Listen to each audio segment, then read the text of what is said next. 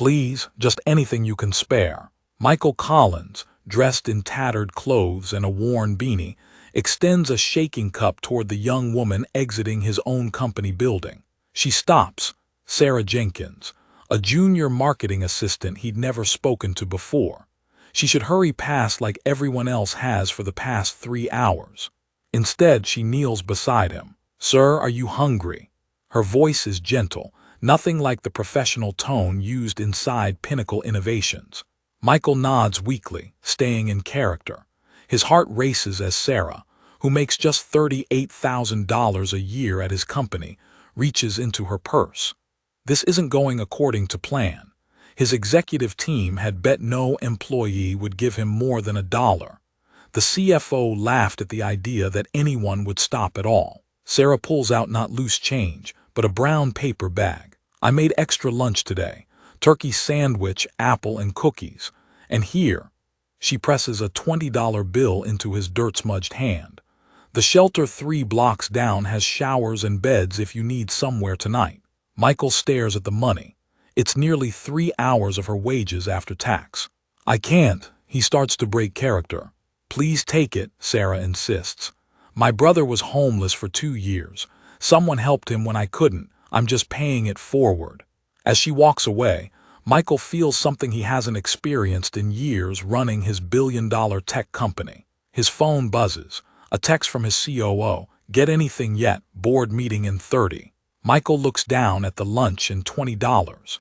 The social experiment that began as a bet among board executives suddenly feels very, very real. 3 days earlier, Michael Collins sat in his penthouse office, overlooking the San Francisco skyline. At 42, he had everything: the corner office, the vacation homes, the private jet access, the respect of the business world.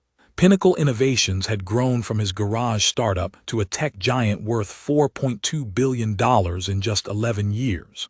"The employee satisfaction survey results are in," said Victoria Chen, his HR director, sliding a folder across his desk. "Morale is at an all-time low." Michael barely glanced at the report.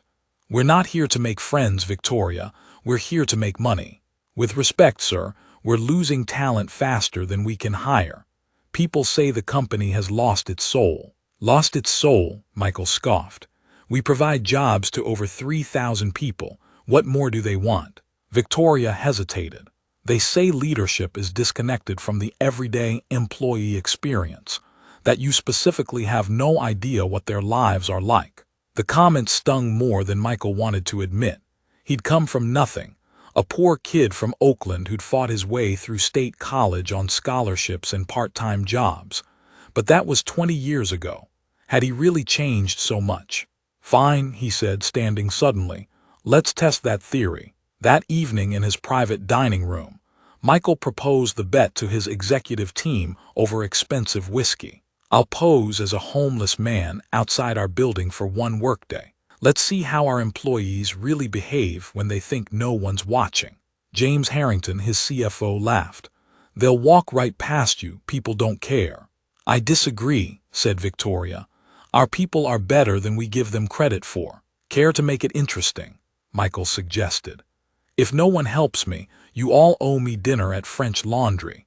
If anyone gives me more than $5 or substantial help, I'll fund that employee wellness center you've been pushing for." The bet was set. None of them expected what would actually happen. The morning of the experiment, Michael's transformation was shocking. His personal stylist used theatrical makeup to weather his face. They messed his normally perfect hair and applied fake dirt to his hands and clothes. The tattered outfit came from a costume shop. "You look horrible, sir," his assistant said, sounding impressed. "Perfect," Michael replied, taking off his Rolex and wedding ring. "Remember, not a word to anyone." He set up at 7:30 a.m., prime time for employee arrivals. He chose a spot near the side entrance, visible but not blocking the path. Then he waited, cup in hand. The first hour was exactly as James predicted. Employees hurried past, eyes averted. A few mumblings of "sorry, no cash," or "not today." Some simply pretended not to see him. By hour 2, Michael felt invisible. 3 people had tossed coins into his cup, totaling $1.37. The experience was eye-opening and uncomfortable. The concrete was hard. The morning fog made his fake dirty clothes genuinely cold and damp. And the looks, or deliberate non-looks, from people entering his building made him feel less than human. Is this how we treat people? He wondered, watching another group hurry past, creating a wide berth around him. Then came Sarah Jenkins. After she walked away, leaving him with food and $20, Michael sat in stunned silence. Who was this employee who'd give away 3 hours of her wages and her own lunch to a stranger? He tried to recall her face from company meetings but drew a blank. How many other Sarahs worked for him that he'd never truly seen? His phone buzzed again. The board meeting. He needed to leave, but something kept him rooted to the spot.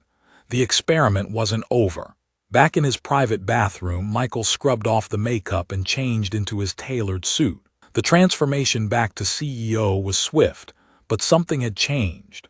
The board meeting proceeded as normal, quarterly projections, market analysis, expansion plans. But Michael found himself distracted. During a presentation about cutting costs in the customer service department, he interrupted. "What's the average salary for our Tier 1 support staff?" The presenter blinked in surprise. $42,000, sir. And what's the living wage in San Francisco now? An uncomfortable silence fell over the room. James finally answered. About $65,000 for a single person. Michael nodded, making a note. Continue. After the meeting, he called Victoria to his office. "Tell me about Sarah Jenkins." Victoria looked confused. "From marketing, I'd have to check her file." "Please do, now." 10 minutes later, Victoria returned with a thin personnel folder. Sarah Jenkins, 27, junior marketing assistant. Been with us 2 years. Started in the mailroom, worked her way up. Average performance reviews, though her direct supervisor notes she's very dependable. "Family?" Michael asked. Victoria scanned the file. "Single, no children. Oh, she did request emergency family leave last year for 2 weeks. Something about her brother." Michael's mind flashed to what Sarah had said. "My brother was homeless for 2 years. What's her salary?" $38,000 plus standard benefits. Michael's expression darkened. "So she's living below the poverty line in San Francisco, and she just gave me $20 and her lunch." Victoria looked confused. "Sir." "Never mind. Schedule a company-wide town hall for tomorrow morning. Mandatory attendance." "May I ask what this is about?" Michael stared out at the city below. "It's about finding our soul again." For the first time in years, Michael couldn't sleep. He kept thinking about Sarah's simple act of kindness. She hadn't filmed it for social media. She hadn't made a show of it. She just helped because it was the right thing to do. He pulled up the company financial records on his tablet. Pinnacle's profit margins were at 28%, well above industry average. Executive bonuses last quarter had totaled $13.4 million. His own compensation package was $8.2 million annually, not counting stock options. And Sarah Jenkins made $38,000 a year in one of America's most expensive cities. At 3 a.m., he drafted an email to his financial team with the subject line, "Immediate salary review, confidential." By morning, he had a plan. The company auditorium was packed. Employees whispered among themselves, wondering why the CEO, who typically communicated via recorded video messages, wanted to see everyone in person. Michael stood offstage, watching Sarah find a seat near the back. She looked tired. Was she always this tired? Did she take public transportation to work? How long was her commute? These were questions he'd never considered before yesterday. He stepped onto the stage, and the room fell silent. "Good morning, Pinnacle. Thank you for being here." His voice echoed through the space. "Yesterday, I learned something about our company that I can't ignore." He clicked a remote, and on the massive screen behind him appeared a photo of himself in the homeless disguise, sitting against the building wall. A murmur of confusion spread through the crowd. "Yesterday, I spent 6 hours posing as a homeless man outside our building as part of a social experiment. I wanted to see how our employees, how all of you, would respond to someone in need. The crowd grew restless. Some people looked embarrassed, recognizing they'd walked past him. Others looked angry at being tested. I sat there for hours as hundreds of you walked by. Most ignored me. Some gave small change. A few said kind words, but only one person did something that truly made a difference. He clicked to the next slide. A security camera image showing Sarah kneeling beside him, offering food and money. This employee, who makes less than a living wage at our company, gave me her lunch and $20, nearly 3 hours of her take-home pay. His voice cracked slightly. While I, who made $20 million last year, was playing at being homeless, she was genuinely trying to help. The room was completely silent now. At the back, Sarah sank lower in her seat, clearly mortified at being the center of attention. If you're wondering why I'm telling you this, it's because yesterday made me realize we've lost our way. When I founded this company, we had 2 missions: create amazing technology and be a force for good. Somewhere along the way, I forgot about the second part. Michael took a deep breath. Effective immediately, Pinnacle is implementing a minimum salary of $70,000 for every employee. The auditorium erupted. Gasps, cheers, people turning to each other in disbelief. Additionally, we're capping executive compensation at 10 times the lowest paid employee. Yes, that includes mine. He smiled as the room exploded again. And we're allocating 15% of our quarterly profits to a new employee wellness and community impact fund, which will support both internal programs and outreach efforts. In the back row, Sarah sat frozen, a hand over her mouth. These changes will affect our stock price in the short term. Some shareholders won't be happy. But this isn't just about money, it's about who we are and what we stand for.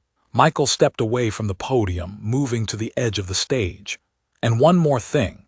Yesterday, one person in this company reminded me what real leadership looks like. Sarah Jenkins, would you please join me on stage? The spotlight found Sarah, who looked like she wanted to disappear. Colleagues gently encouraged her to stand. Reluctantly, she made her way to the stage, face flushed with embarrassment. When she reached him, Michael did something a CEO rarely does. He extended his hand not for a handshake, but offering something to her. This is your $20 back, along with something else. Sarah took the envelope, opening it cautiously. Inside was a check and a letter. Her eyes widened. Ms. Jenkins is our new Director of Community Impact, reporting directly to me, with a budget of $5 million annually to implement programs serving vulnerable populations in our city. The crowd erupted again. Sarah stood speechless, staring at the offer letter with tears forming in her eyes. I don't understand, she whispered. I don't have experience running something like this. Michael leaned closer so only she could hear. You have exactly the experience needed. You see people when they're invisible to everyone else. That's the qualification that matters most. As the crowd continued applauding, Michael turned back to address them. Today marks a new chapter for Pinnacle. Our success will no longer be measured solely by profit margins and stock prices, but by the impact we have on each other and our community. It starts now, and it starts with all of us.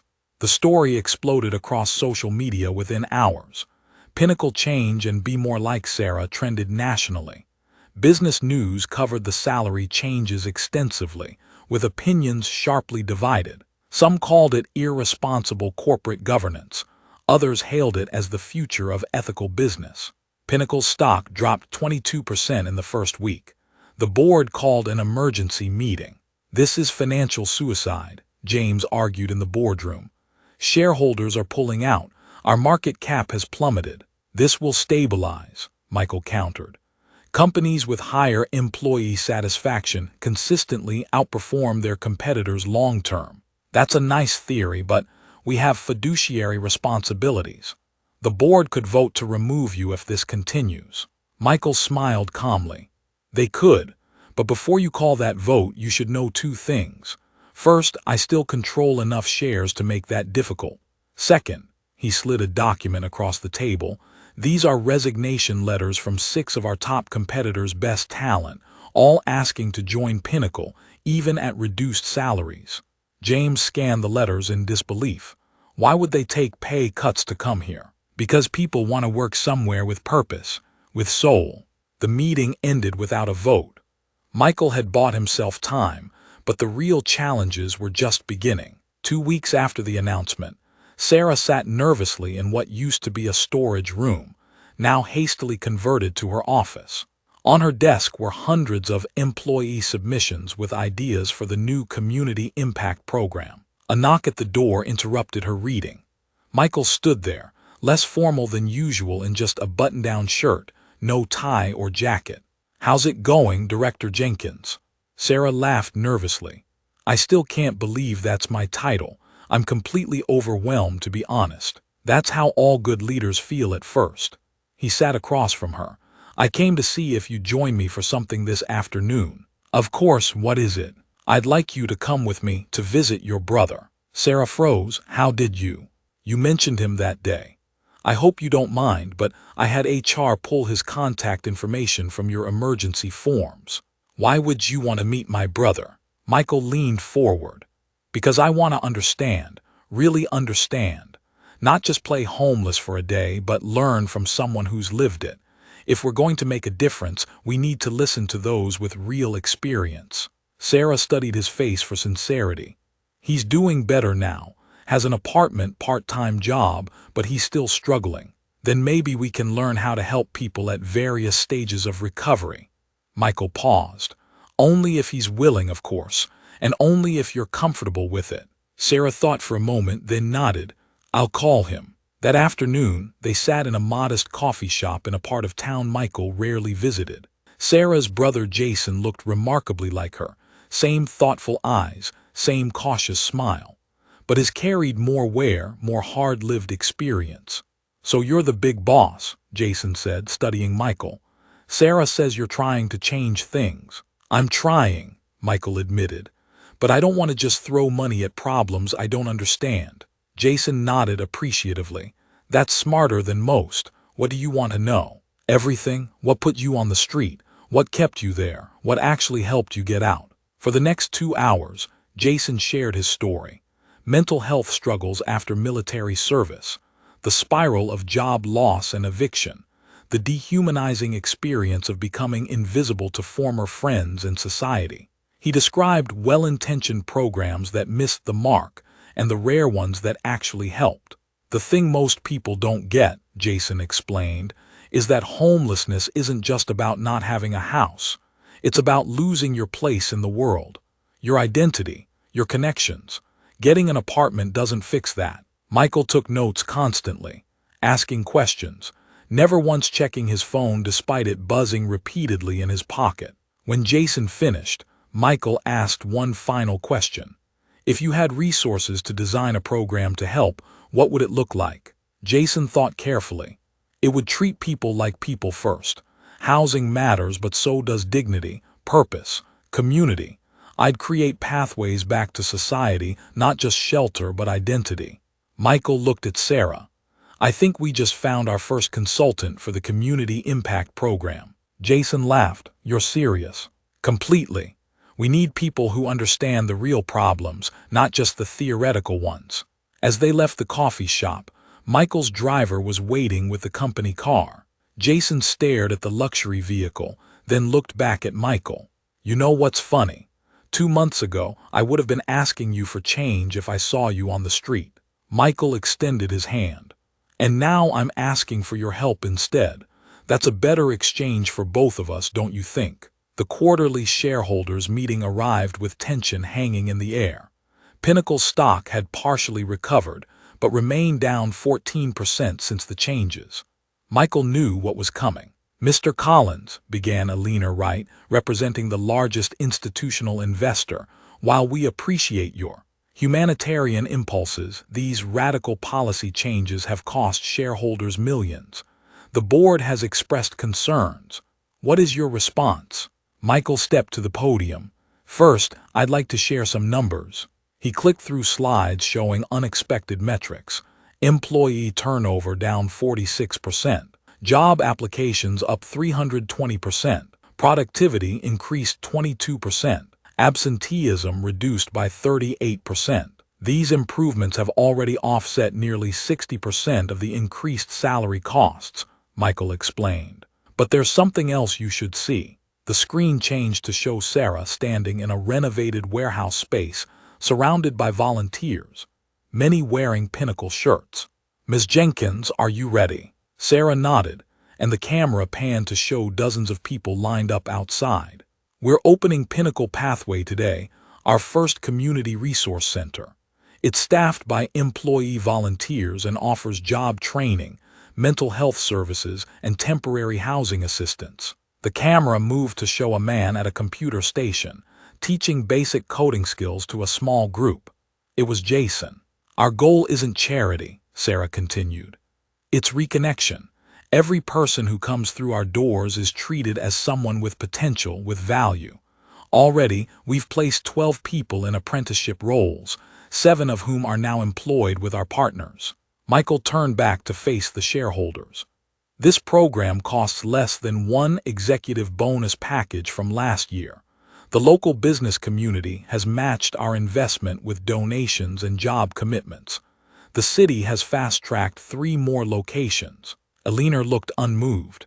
"This is all very touching, but what about the bottom line?" Michael finished for her. "Fair question." He switched to the final slide. "Our customer retention increased 18% this quarter. Our brand value jumped 6 points on the national index. And this morning, we finalized a contract with Westridge Financial, who specifically cited our corporate values as why they chose us over competing bids." A murmur ran through the room. Westridge was the whale every tech firm had been chasing for years. "This contract alone will increase revenue by 28% next fiscal year. So to directly answer your question, Ms. Wright, my humanitarian impulses are good business." Alina sat back, momentarily silenced. "Any other questions?" Michael asked. For the first time in Pinnacle's history, the shareholder meeting ended early.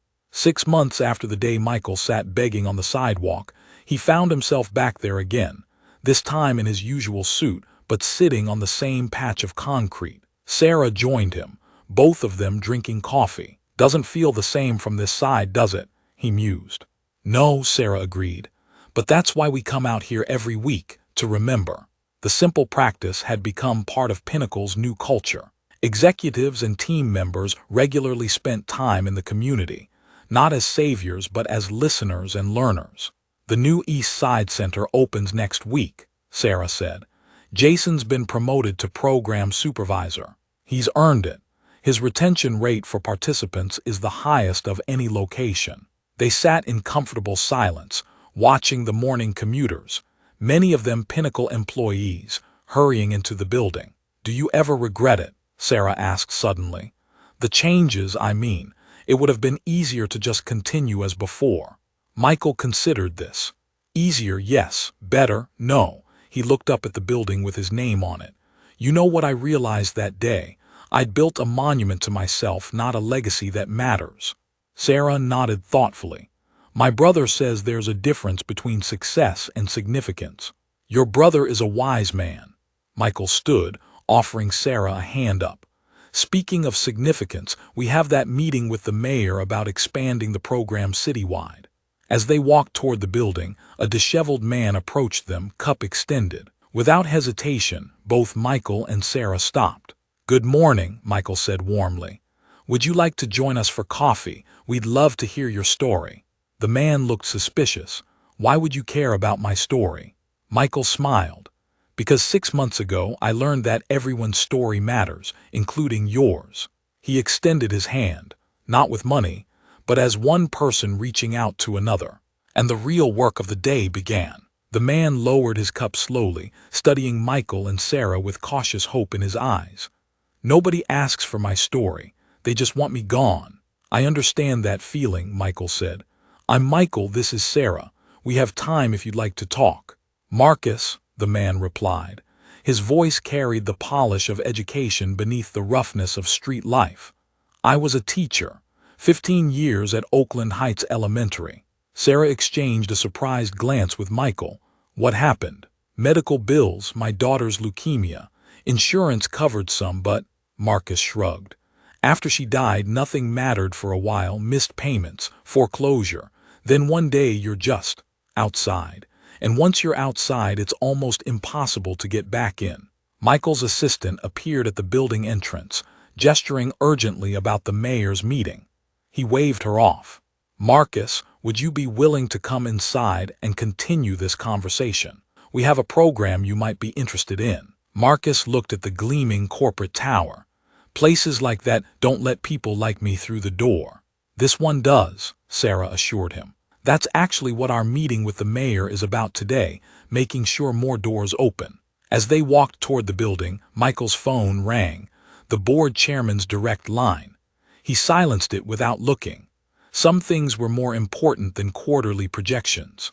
What none of them noticed was the woman across the street, smartphone raised, capturing the entire interaction on video. By evening, the clip had gone viral. CEO who posed as homeless man now regularly invites homeless people into corporate headquarters. The comments section exploded with debate. Some praised Pinnacle's commitment to social change. Others questioned the security risks and business sense. The story was picked up by local news, then national outlets.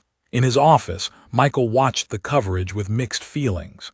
This wasn't supposed to be a publicity stunt. It's not, Sarah assured him. But people are watching because what you're doing is different. His phone chimed with an alert. Pinnacle's stock had jumped 4% since the video went viral. Apparently, authenticity sells, Michael mused. Or maybe people are hungry for companies that actually stand for something beyond profit, Sarah suggested. The intercom buzzed. Sir James Harrington is here. He says it's urgent. Michael sighed. Send him in. James burst through the door, tablet in hand, face flushed with excitement. Have you seen the numbers? Our social media engagement is up 340% since this morning. Brand sentiment has shifted from neutral to overwhelmingly positive. James, we're not doing this for the metrics. No, you don't understand, James insisted, handing over the tablet. These aren't just feel-good stats. I've been approached by 3 major investment firms today, socially conscious funds looking for companies demonstrating genuine ESG commitment. They're talking 9 figures of potential investment. Michael stared at the screen. Because of a viral video. Because they've been watching everything since your announcement 6 months ago. The salary changes, the community programs. This video just confirmed it wasn't a one-time publicity stunt. Michael looked at Sarah. What do you think? I think, she said carefully, that doing good and doing well don't have to be separate goals. James nodded enthusiastically. Exactly. The old business model is dying. Consumers, especially younger ones, demand corporate responsibility. We're accidentally positioning ourselves at the forefront of that movement. Michael thought of Marcus, now meeting with Jason at the community center. It wasn't an accident, but I never expected it to become our competitive advantage. His phone buzzed again, a text from Victoria. Turn on channel 7 now. Michael grabbed the remote, switching on the wall-mounted television. A familiar face filled the screen, Alina Wright, their largest shareholder, speaking to a business news reporter. Initially skeptical of Mr. Collins' approach, she was saying. But these past 6 months have demonstrated that compassionate capitalism isn't just possible, it's profitable. Pinnacle is proving that a company can serve shareholders, employees, and the community simultaneously. Michael muted the TV, stunned.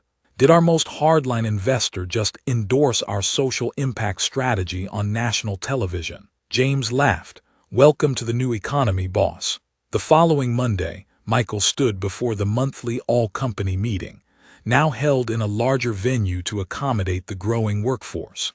Since the salary changes, applications had soared, allowing Pinnacle to hire top talent across all departments. Before we get to business updates, I want to introduce someone, Michael said. He gestured to the side of the stage, where Marcus walked hesitantly into view. This is Marcus Johnson. Many of you may have seen the video of our conversation last week. What you don't know is that Marcus was once a celebrated educator, honored by the governor for his innovative teaching methods.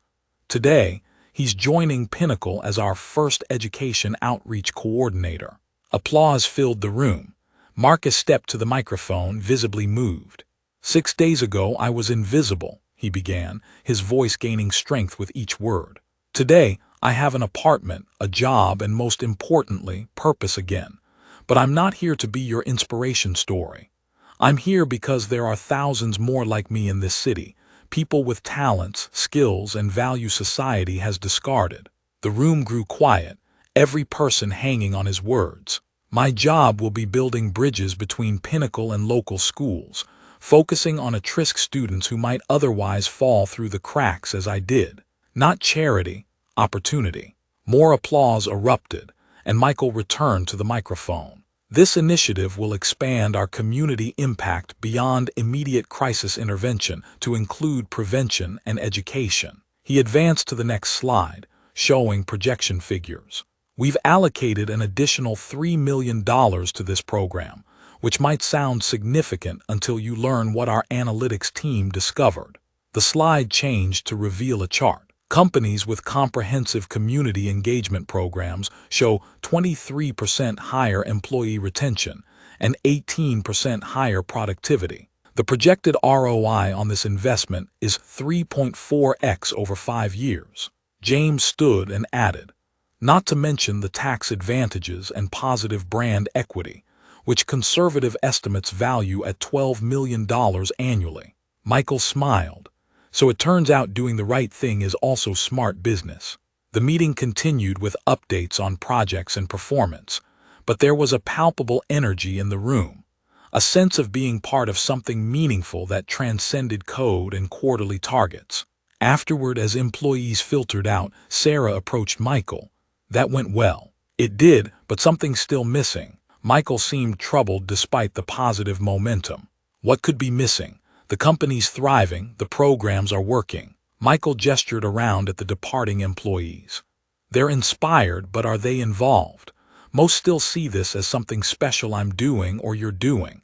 It needs to be something we're all doing. Sarah considered this. What are you thinking? I'm thinking it's time to scale. Not just the programs, but the participation. 2 days later, Michael called an emergency executive meeting. The leadership team gathered, concerned by the urgency of his summons. I want to propose something radical, Michael began without preamble. I want every employee, from me to our newest hire, to spend 5% of their paid work time in community service. Silence fell over the room. That's 1 day a month, James calculated aloud. The productivity impact would be substantial, Michael finished.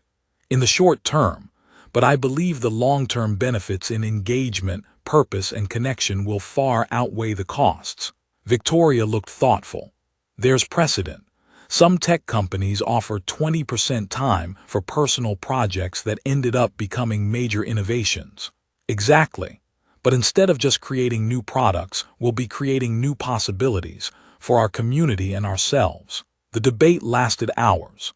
Concerns about implementation, scheduling, and metrics were raised and addressed. By evening, they had a framework, Pinnacle Purpose Days, with a tracking system to measure impact both externally, community benefit, and internally, employee satisfaction and engagement. We'll need to secure board approval, James cautioned. I've already spoken with Alina. She's on board, and she's bringing 3 other directors with her. James looked impressed. You've been busy. This isn't a side project anymore, Michael said with quiet intensity. This is who we are now. The rollout of Pinnacle Purpose Days created ripples that extended far beyond the company. Local businesses noticed Pinnacle employees in their branded shirts volunteering throughout the city. Media coverage continued, with feature stories highlighting specific projects and impacts. But the most significant change was within the company itself. The artificial boundaries between departments dissolved as engineers worked alongside marketers, executives alongside entry-level staff, all united by shared purpose outside the office hierarchy. 3 months into the initiative, Michael received an unexpected visitor. Rebecca Winters, CEO of their largest competitor, Edge Core Systems, requested a private meeting. In his office, Rebecca got straight to the point. I'll be blunt, Michael. You're making the rest of us look bad. Michael laughed. That wasn't my intention. Maybe not, but it's the result. Your employee retention is nearly perfect. Your recruitment costs have plummeted while we're spending millions poaching talent. And now I have my own board asking why we don't have our own purpose program. You could start one. Rebecca sighed. That's why I'm here. I don't want to copy you. I want to partner with you. What if we created an industry coalition? Shared resources, best practices, maybe even joint community projects. Michael studied her carefully. You're serious. Deadly serious. This isn't just about optics for me. My sister was homeless for 3 years. I've seen this from both sides. But I never had the courage to connect my personal experience with my corporate responsibilities the way you have. Michael thought about the implications. A partnership would accelerate impact, but would it dilute Pinnacle's competitive advantage? Then he remembered what this was really about. Let's do it, but I have one condition. Name it. This can't be just 2 companies. We need to create an open framework any business can join, with real commitments, not just PR. Rebecca extended her hand. The Business Impact Coalition, I like it. The coalition announcement made national headlines, with 12 major companies joining as founding members within the first week. Each committed to the core principles: living wages, executive compensation caps, community service time, and measurable impact goals. As the story gained momentum, Michael received an unexpected call from the White House.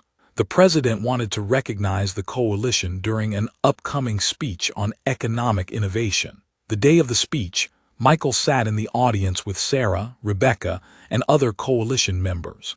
The president's words echoed through the chamber. What began as one man's experiment, sitting on a sidewalk to understand the invisible members of our society, has catalyzed a movement redefining the relationship between business and community. The Business Impact Coalition represents the best of American innovation, recognizing that our economy thrives when everyone has the opportunity to contribute. After the speech, at the reception, the president pulled Michael aside.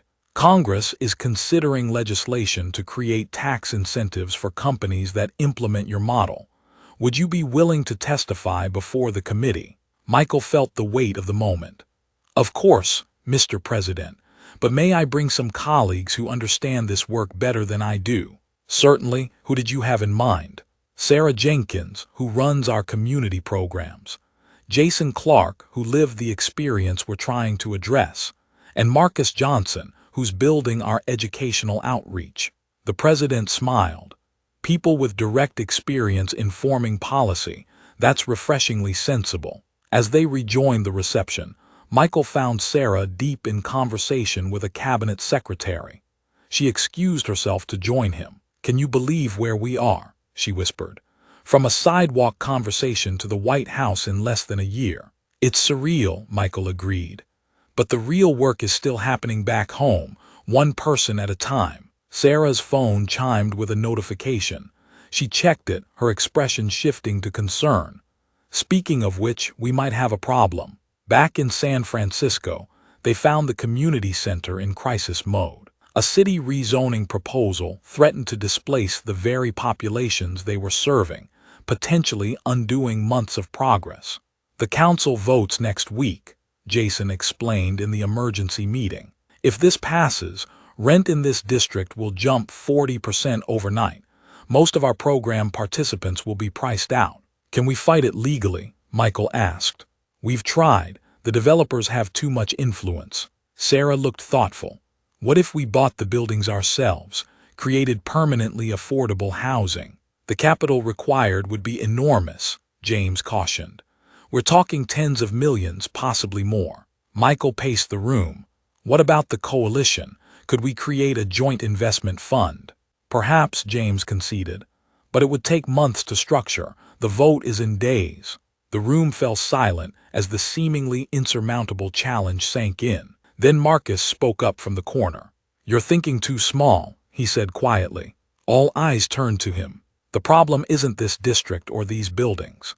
It's the system that allows communities to be erased for profit. You have the ear of the president, relationships with major CEOs, and a platform people are listening to. Why fight one rezoning when you could change the rules of the game? Michael stared at Marcus, the former teacher who'd been invisible on the street months ago, now articulating the boldest vision in the room. What exactly are you suggesting? A national affordable housing initiative. Coalition companies dedicating a percentage of profits to a trust that buys and preserves affordable housing in every city where they operate. Not charity, an investment in stable communities where their employees and customers live. The room buzzed with the audacity of the idea. The scale would be unprecedented, James murmured, already calculating figures. But with the right structure, it could be self-sustaining. And it addresses a root cause, not just symptoms, Sarah added excitedly.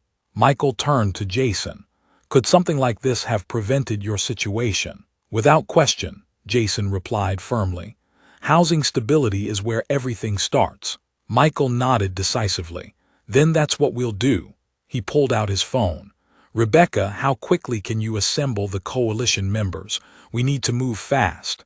The next week was a blur of meetings, calls, and negotiations. Coalition companies pledged support, but the rezoning vote loomed before they could implement the larger plan. The night before the city council meeting, Michael called an all-hands emergency session at Pinnacle. Tomorrow's vote will happen before our housing initiative can take effect, he explained to the assembled employees. We need a stopgap solution. What are you proposing? Someone called out. I'm committing $10 million of my personal funds to secure the at-risk properties. But that only covers about 30% of what's needed. Murmurs spread through the crowd. Michael continued, I'm not asking the company to divert funds. This is a personal request to anyone who believes in what we're building. We've created an emergency investment fund. Any employee who wishes to participate will receive proportional ownership in the properties, with guaranteed returns once the coalition fund takes over. Silence fell as the magnitude of the request sank in. Then a hand raised at the back. I'm in for $5,000. It was a junior developer, barely 2 months with the company. Another hand, 10,000. More hands, more pledges. The momentum building until the room buzzed with energy and purpose. By midnight, they had secured commitments for $24 million. Enough to buy critical properties and hold them until the coalition fund activated. James shook his head in disbelief. I never thought I'd see software engineers emptying their savings accounts to fight gentrification. They're not just fighting against something, Sarah observed. They're investing in something they believe in. Michael looked around at the employees still excitedly discussing details, organizing into task forces, bringing their professional skills to this new challenge. This is what I meant about involvement, he said quietly. They're not spectators anymore. They're owners. The city council meeting was packed beyond capacity. Pinnacle employees filled half the chamber, joined by program participants, coalition members, and community advocates. When Michael approached the microphone for public comment, the room hushed. I'm not here as a CEO today, he began. I'm here as a resident of this city who once lost sight of what matters. This rezoning proposal promises economic development, but we must ask, development for whom? At what cost? And who bears that cost? He outlined the alternative. The properties already secured through employee investments, the coalition housing fund being established, the balanced approach to growth that didn't sacrifice community. We're not opposing development. We're proposing development with dignity, progress that includes everyone. The vote that followed was close, 6-5 against the rezoning proposal. Outside the chamber, the celebration was tempered with the knowledge that this was just one battle in a much longer fight. But something fundamental had shifted. The power dynamic between corporate interests and community needs was being rebalanced, with Pinnacle and the coalition as unlikely mediators. 1 year to the day after Michael sat on the sidewalk with his cup, Pinnacle hosted a commemoration at the main community center. The event wasn't just about their journey, but about the hundreds of individual stories of transformation that had unfolded. People like Marcus, now running the education program that had placed over 200 former teachers back into meaningful roles. People like Jason, who had become a respected advisor to the National Housing Initiative, testifying before Congress about practical solutions to homelessness. And people like Sarah, whose simple act of kindness had sparked a movement that now extended across 47 cities and 103 companies. As Michael prepared to address the gathering, he found himself reflecting on how much had changed, not just around him, but within him. The driven, isolated executive focused solely on metrics and market share had been replaced by someone who measured success in human terms. He took the stage to applause, but quickly directed attention to the community members and employees who had done the real work. "A year ago, I thought I was conducting an experiment to learn about my employees," he began.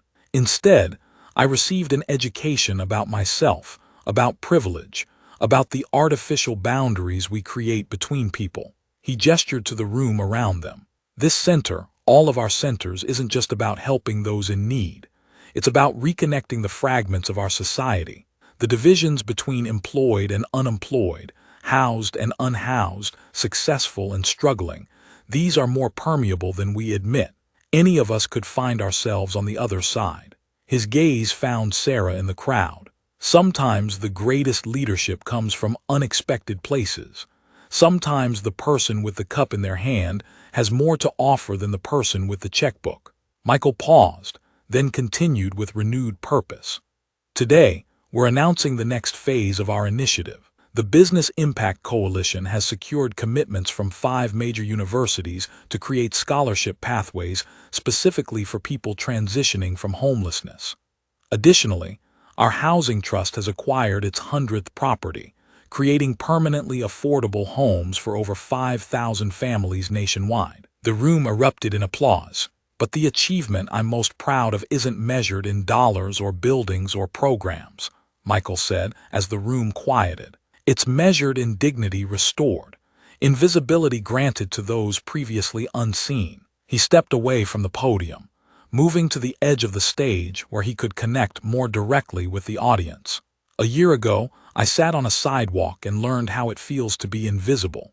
Today, I invite all of us to make a commitment, to truly see each other, to recognize the humanity in every person we encounter, to remember that the measure of our society isn't found in our tallest buildings or biggest fortunes, but in how we treat those at their most vulnerable." Michael's voice softened. The experiment never really ended, it just expanded. Each day is an opportunity to ask ourselves, who are we not seeing? Whose story are we not hearing? What potential are we leaving untapped? He looked out at the faces before him. Employees, community members, coalition partners, program participants, no longer separated by artificial divisions of status or circumstance. This isn't a heartwarming story about a CEO who learned a lesson. It's a challenge to all of us to question the barriers we accept as normal, to extend our hands not down in charity but across in partnership. As he concluded, Michael reached into his pocket and pulled out the same cup he'd held that day on the sidewalk. He placed it on the podium. "I keep this as a reminder that sometimes the most important view isn't from the top floor, but from ground level. That true wealth isn't what we accumulate, but what we share, and that a single act of kindness can spark a transformation beyond anything we imagine." The applause that followed wasn't just for his words, but for the collective journey they had all undertaken, from a sidewalk encounter to a movement that continued to grow. As the formal program ended and people mingled, sharing stories and making connections, the boundaries between giving and receiving, helping and being helped, blurred and dissolved. In their place grew something more authentic, a community defined not by what separated them, but by what they created together. If you found this story impactful, please like, comment, and subscribe for more content that explores how small moments can lead to meaningful change. Share your own experiences of unexpected kindness in the comments below.